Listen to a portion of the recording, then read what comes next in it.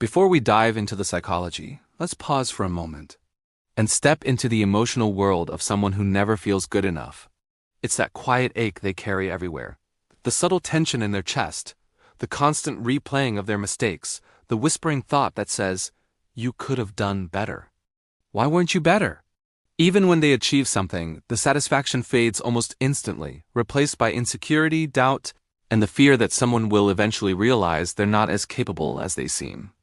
They live with the pressure of always trying to impress, trying to be perfect, trying not to disappoint anyone, all while feeling like we're falling short in ways no one else can see, and the cruelest part? They hide it well. On the outside, they may look fine, but inside it feels like they're constantly being judged by a silent jury that never rests. For people who never feel good enough, their entire life is shaped by one silent, unspoken belief. No matter what I do, it's not enough. This belief doesn't appear suddenly. It grows slowly, almost invisibly, like a shadow that follows them everywhere. Sometimes it starts in childhood when praise was rare but criticism was common. Sometimes it begins in school when one mistake felt more important than 100 successes. And sometimes it comes from relationships that made them feel replaceable, unimportant, or easy to overlook. Over time, this belief becomes the lens through which they interpret everything. If someone compliments them, they brush it off. If they achieve something, they minimize it. If they make a tiny mistake, they magnify it until it feels catastrophic. They live in a constant loop of self-evaluation where the scoreboard is always tilted against them. Even when life gives them wins, their mind whispers, "Anyone could have done that. You just got lucky. It still wasn't perfect." This inner dialogue is exhausting, not because it shouts, but because it never stops. It's a low-volume voice that follows them through their days, shaping their confidence, their decisions, and even the way they interact with people. And the heartbreaking part? Most of them don't even realize they're doing it. To them, this emotional weight feels normal because it's been there for so long. This is the foundation of the psychology behind feeling not enough. It's not about weakness, it's about a deeply wired mental pattern, one that will unravel step by step. There is a powerful psychological loop that people who never feel good enough fall into. A loop so subtle they don't even realize they're stuck inside it. It starts with self-doubt, moves into overthinking, and ends in self-criticism, which then triggers the self-doubt all over again.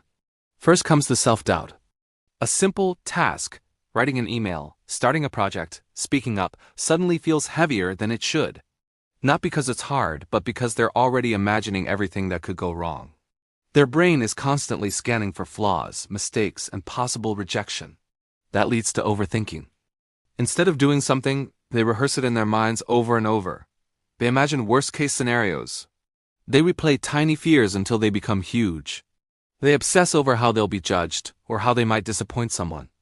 And even if they finally take action, the anxiety doesn't fade, it transforms. It becomes self-criticism. They look back at what they did and find everything wrong with it. A harmless comment feels stupid. A small imperfection becomes proof that they're not capable. Even when they do well, they feel like they should have done better. And this creates the final blow. They start believing the problem is them. Not the situation, not the pressure, not their past conditioning, but their identity. I'm not smart enough. I'm not talented enough. I'm not worth much. This is the trap. They judge themselves so harshly that they disconnect from their own achievements, and even from reality. It doesn't matter what others say or what they accomplish. Their mind automatically filters out anything positive and highlights the negative. This cycle becomes their normal.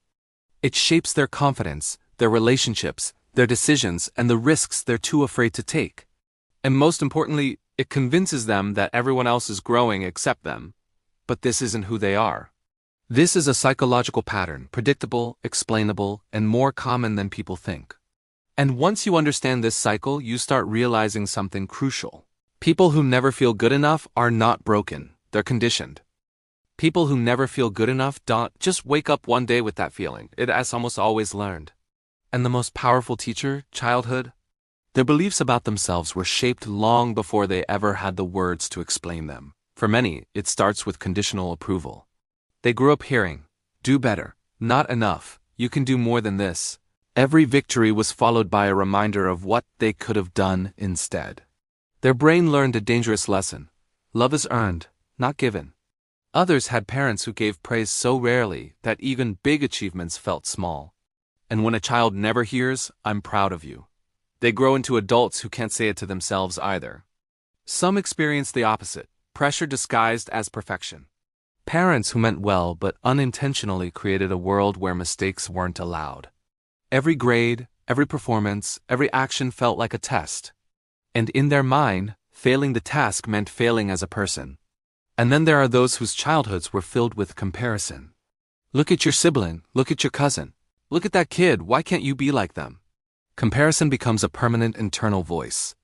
They grow up believing that whoever they are, someone else is better. And perhaps the most painful origin, emotional invisibility. The quiet child who kept everything inside. The sensitive child who needed comfort but got silence instead. The child who learned not to ask for reassurance because reassurance never came. That child becomes an adult who feels invisible, even to themselves. This is the blueprint. Not one moment, not one mistake, but years of tiny messages that together whisper the same thing: you're not enough. And the worst part? They don't question it. They think it's just their personality. When in reality, it's a wound. But here's the truth that changes everything.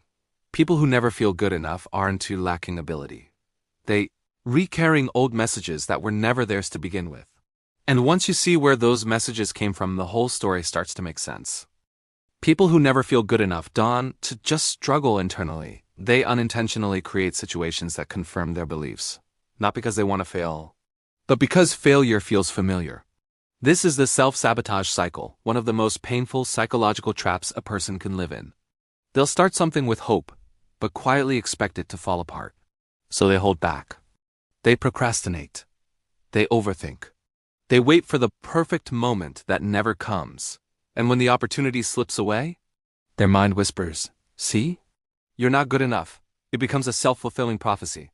Even praise becomes uncomfortable. Compliments feel suspicious. Achievements feel accidental.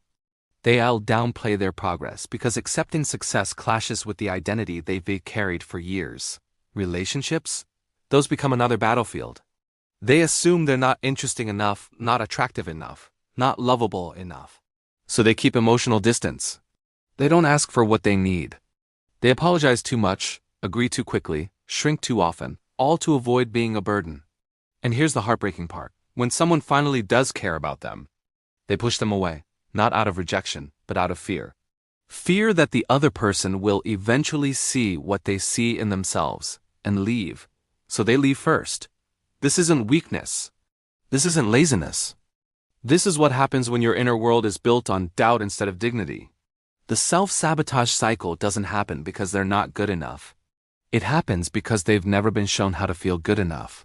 And until that changes, every step they take forward feels like a step into danger. Even when the world sees potential, they feel threat. At the heart of people who never feel good enough lies a wound that often started long before they ever had a chance to understand it.